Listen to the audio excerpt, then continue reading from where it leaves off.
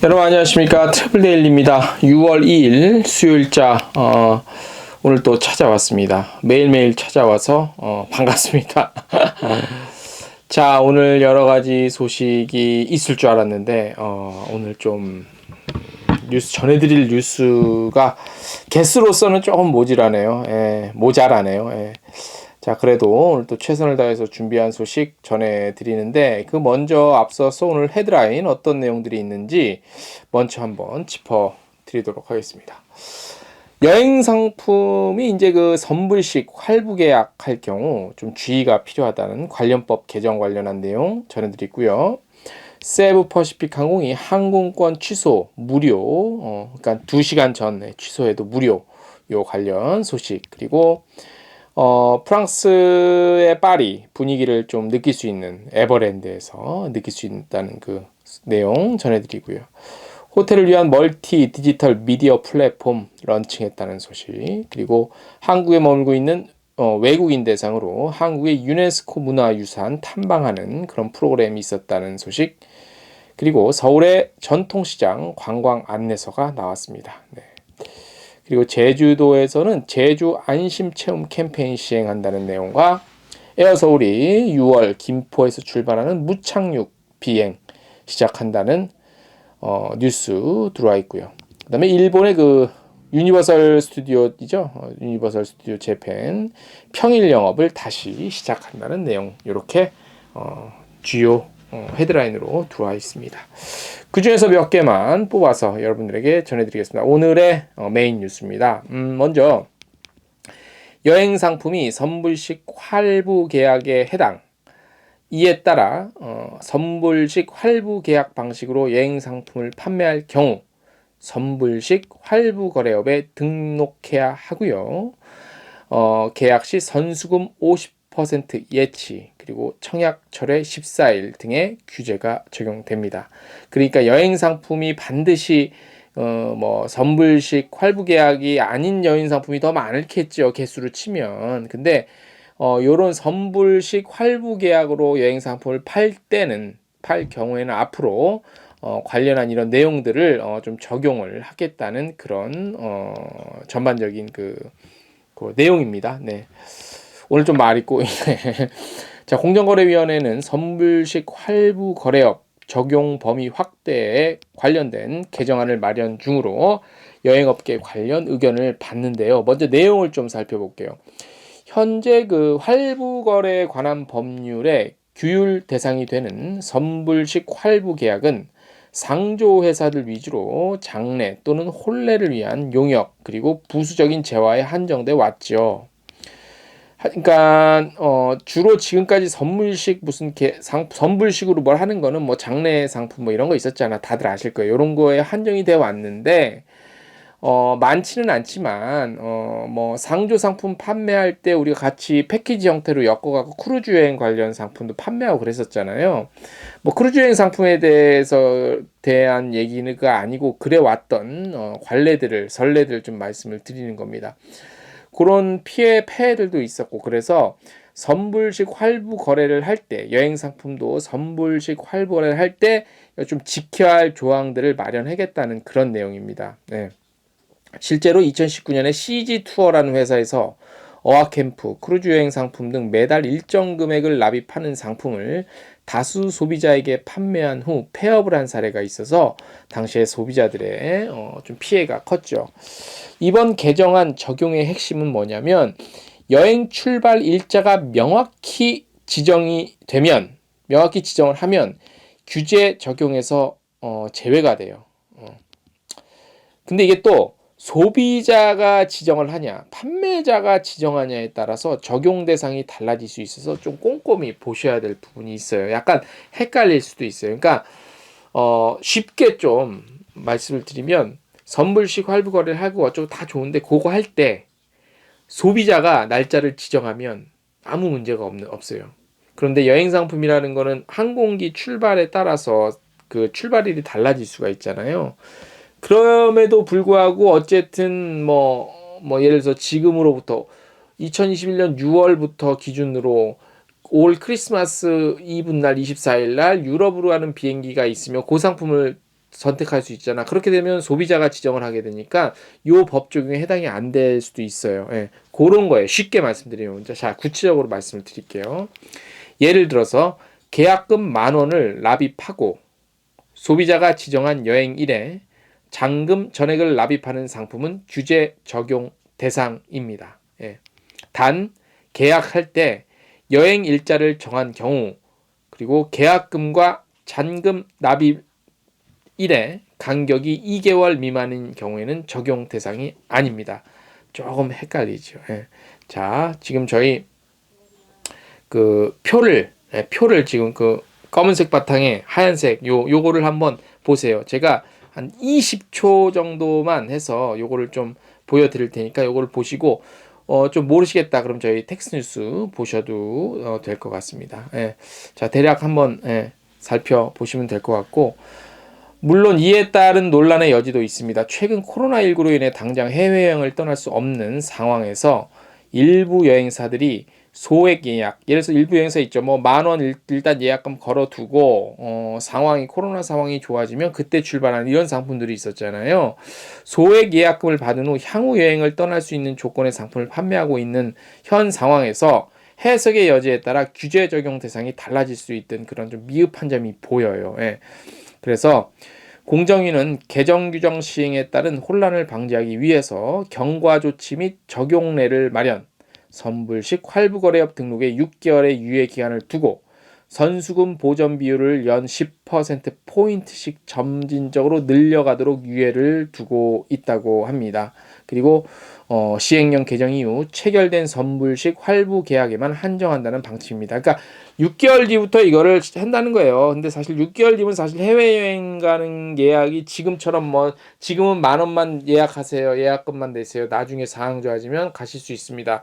그때 못 가면 전액 환불합니다. 지금 이 상품 파는 내용들이 지금 요거는 적용이 안 돼요. 요 개정안이 발효된 다음 6개월 정도 후에나 적용이 되는데 그래도 앞으로 이런 코로나와 비슷한 상황이 더 일어나지 않았으면 좋겠지만 또 비슷한 유사한 일들이 벌어졌을 경우 이렇게 이제 적용이 된다는 그런 얘기겠죠.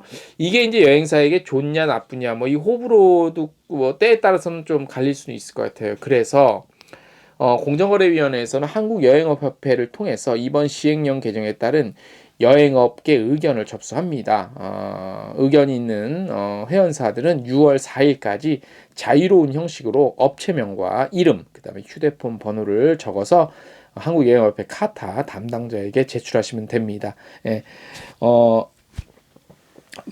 지금 이게 예를 들어서 인터파크 투어 같은 경우도 최근에 이런 비슷한 상품을 많이 선보였는데 인터파크 투어는 여행 상품 외에 또 인터파크 투어 자체에서 다양한 홈쇼핑 관련한 물건들을 팔고 있기 때문에 할부 관련한 요 업종 계약 추가를 할 필요는 굳이 없을 것 같아요. 제 생각에. 근데 행여나 다른 또 여행사들이 있어요. 대형사들은 아마 이런 장치가 돼 있을 것 같고 다른 여행사에서 혹시 이런 것들이 관심 있으면 요걸 한번 꼼꼼히 보셔야 될 필요가 있습니다. 예.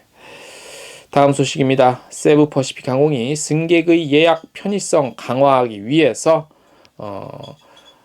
출발 2시간 전까지 자발적으로 항공편을 무료 취소할 수 있다고 합니다. 무료 취소는 원래는 다 가능했지. 원래 다 다른 항공사 가능해. 근데 출발 2시간 전에 항공편 취소하면 돈을 내야 되겠죠. 네. 근데 세부퍼시픽은 무료로 취소할 수 있습니다. 지난 3월 변경 수수료를 전면 폐지하면서 출발 2시간 전까지 항공편 무료 변경이 횟수 제한 없이 가능해진 것에서 더 나아가서 수수료 없는 항공편 취소까지 가능하도록 예약 편의성을 증진했다고 합니다. 무료 취소된 예약 비용은 트래블 펀드로 보관해 놓을 수 있고요. 이는 추후에 새로운 예약이나 좌석 선택 그리고 여행자 보험과 같은 기타 추가 서비스를 구매하는데 사용하실 수 있습니다. 다만 재예약할 경우 최소 운임 차액 발생은 이제 본인이 해야겠죠. 세부퍼시픽은 이와 더불어서 홈페이지 모바일 앱에서 처음으로 항공편을 예약하는 승객들에 한해서 필리핀 국내선 편도 요금 최저 한화로 한 16,000원, 단거리 국제선 편도 요금 최저 한화 약 18,600원부터 장거리 국제선 편도 요금 최저 약 25,600원부터의 할인가 예약도 가능하다고 합니다. 예. 여러 가지 많이 주네. 그 다음에 위탁 수화물 혜택도 있고요. 그 다음에 세부 퍼시픽은 최근에 9번째 에어버스 A321 네오 신형 엔진 단 거거든요. 요거 항공이 인수하면서 또 친환경 정책에도 앞서 나가고 있습니다. 세부 퍼시픽이 뭐 비행기 색깔도 노란색 예쁘고 옐로우 이거 아무나 소화를 못하는 색깔이 원래 옐로우가 아실래나 모르겠는데 여러분들 옐로우색이 아무나 소화 못하는 색이에요. 패션으로서의 옐로는 이거는 딱 두 가지예요. 너무너무나 강한 개성 아니면 최악의 패션. 근데 빈센트 반 고가 그 옐로우 색깔을 많이 썼죠. 그래서 옐로우 색깔은 때로는 좀 어떤 광란, 좀 이렇게 크레이지한 그런 표현을 할 때 많이 쓰기도 하죠. 근데 아무튼 그 세어퍼시픽은 과감히 또 이 옐로우 색깔을 기 항공기의 색깔로 하면서 굉장히 개성 강하고 톡톡 튀는 그리고 서비스도 좋은 그런 항공사 이미지를 구축해가고 있습니다. 네. 자, 프랑스 파리. 특히 프랑스가 그리우십니까? 당장 너무너무 그립다. 근데 못 간다. 그러면 어디로 가냐? 방법이 있습니다. 에버랜드 가십시오. 에버랜드 6월 1일 날 또부터 이제 관련한 가든, 플라워 가든이 조성이 됐습니다. 그것 때문에 이제 프랑스 관광청의 그 콜린 폴키의 한국 지사장이 로즈 가든 조성 협력사인 에버랜드를 방문했습니다. 300만 송이의 장미가 가득한 테마파크 일대를 둘러봤다고 합니다. 콜린 폴키의 지사장은 프랑스 파리 분위기로 조성된 로즈 가든과 에버랜드 개장 45주년을 기념해 도입된 사파리 와일드 트램도 체험했다고 하고요. 에버랜드는 프랑스 파리 여행 기분을 경험할 수 있도록 프랑스 관광청과 협업해서 약 6,000평 정도 규모의 로즈가든 일대를 생제르망 데프레 거리 분위기로 조성하고 파리지행 분장 연기자들과의 포토타임, 프랑스 감성의 버스킹 공연 등 다양한 프랑스 문화 체험할 수 있는 퍼포먼스를 선보이고 있습니다. 콜린 폴키의 지사장은요, 코로나로 양국 간 방문이 어려운데 한국에서 프랑스 문화 체험할 수 있도록 기회 만들어줘서 에버랜드에 고맙다고 그 소감을 밝혔습니다. 메르시라고 밝혔습니다. 네. 다음 소식. 이거 조금 설명해드리기 어려운데 한번 제가 전해드릴게요. 전해드리고 정리를 좀 해드릴게요. 디엣지라는 그 관련한 얘기를 저희가 예전부터 꾸준히 기사를 좀 했습니다. 요 회사가 있어요. 요 회사가 최근 멀티 채널 디지털 광고 관리 플랫폼을 런칭을 했어요. 그래서 이게 뭐냐면 직접 예약을 수행할 수 있는 플랫폼인데 이름이 미디어 지니어스예요. 요 런칭하고 요 사용할 수 있는 그 라이센스 비용을 3개월 동안 프로모션가로 이제 제공을 하는데 이 이제 미디어 지니어스가 이게 뭐냐면 사용할 수 있는 사람은 투자 수익, 호텔의 투자 수익과 키워드별 실적을 한눈에 확인할 수 있어요. 그리고 특정 채널의 각 예약을 할당할 수 있는 고유한 귀속 시스템도 제공한대요. 말이 좀 어렵죠. 뭐냐면 요가 디엣지에서 제공하는 플랫폼이 뭐냐면 호텔을 관리하는데 손님이 예약하고 방이 차고 빠지고 예약 변동 그 다음에 우리 호텔의 어떤 현재 시설 그 여러 가지 다양한 정말 모든 상황들을 한 번에 다 그 컨트롤하고 볼 수 있는 그 시스템을 플랫폼을 제공을 하는데 그 관련한 사용을 좀 프로모션 한다는 그 얘기예요. 그래서 뭐 디지털 광고 또 이제 어떤 뭐 SNS나 여러 가지 매체, 미디어 이런 뭐 플랫폼에 광고하는 그런 부분까지 다 한 번에 좀 볼 수 있는 건데 구글, 뭐 트립어드바이저, 페이스북, 인스타그램 요런 거에도 어떻게 우리 호텔이 서치되고 검색이 되는지 이런 것들도 모든 거를 한 번에 좀 이렇게 볼 수 있고 검색, 예약 여정 여러 단계를 좀 한 번에 볼 수 있고 이 사람이 어떤 여정을 거쳐서 우리 호텔을 예약했나까지 볼 수 있는 그런 플랫폼 시스템을 제공하는 거예요. 그래서 이 호텔리어는 업계 최초의 플랫폼 요 미디어 지니어스를 통해서 직관적이고 간단한 인터페이스 통해서 그러니까 요 플랫폼 통해서 모니터 화면 통해서 이 관련한 모든 사항들을 한 번에 다 볼 수 있다는 거예요. 가장 핵심은 뭐냐? 우리 호텔이 이러이러한 걸로 지금 뭐 계속 홍보도 했고 SNS에 알려지고 있어요. 근데 우리 호텔을 예약한 손님이 과연 무엇을 처처로부터 타고 들어와서 우리 호텔 예약까지 들어왔는지 요 과정을 한 번에 다 파악할 수 있는 거예요. 쉽게 설명을 해드리면. 그래서 요거는 이제 많은 이제 호텔 관련해서 이제 그 비즈니스를 하시는 분들한테는 정말로 필요하고 좋은 것 같은데, 그 외 분들이나 또 관심 있으신 분들은 저희가 그 텍스트 뉴스에 그 홈페이지를 걸어놨어요. 링크 요거 엣지 요거 타고 들어와서 한번 자세히 살펴보시고, 그 다음에 관련한 동영상 링크도 저희가 텍스트 뉴스에 걸어놨거든요. 요걸 보시고 한번 자세히 보시면 돼요. 제가 괜히 또 이렇게 막 뭐 메타 서치 어쩌고저쩌고 설명해 드리면 듣는 사람 헷갈리고 잘 모르겠어요. 그러니까 관심 있는 분들은 요거 딱 보시면 딱 아실 수 있어요. 무슨 얘기인지. 제가 방금 전해드린 그 내용 바탕으로 기본적인 이해도를 제가 말씀을 드렸죠. 그렇게 하시면 됩니다. 다음 소식입니다. 서울관광재단은 서울 도심 내 25개 자치구별 대표 전통시장의 정보를 수록한 서울 전통시장 관광 안내서를 배포를 시작했습니다. 이 안내서는 그 관광 명소로 유명한 전통시장 일부만 다루던 기존 안내서와는 달리 국내 최초로 서울 전역에 위치한 전통시장을 다룬 가이드북입니다. 특히 서울 25개 자치구의 협조를 통해 대표 전통시장 25곳을 선정했고요. 관광객 선호도가 높은 곳뿐만 아니라 내국인 방문객을 고려해서 생활 관광권 내 전통시장 포함했습니다. 대표 전통시장 선정을 위해서 내국인과 외국인 방문객 만족도를 제고할 수 있는 관광객 선호도, 편의성, 접근성, 청결도 등 요거 추천을 받아서 진행을 했대요. 그래서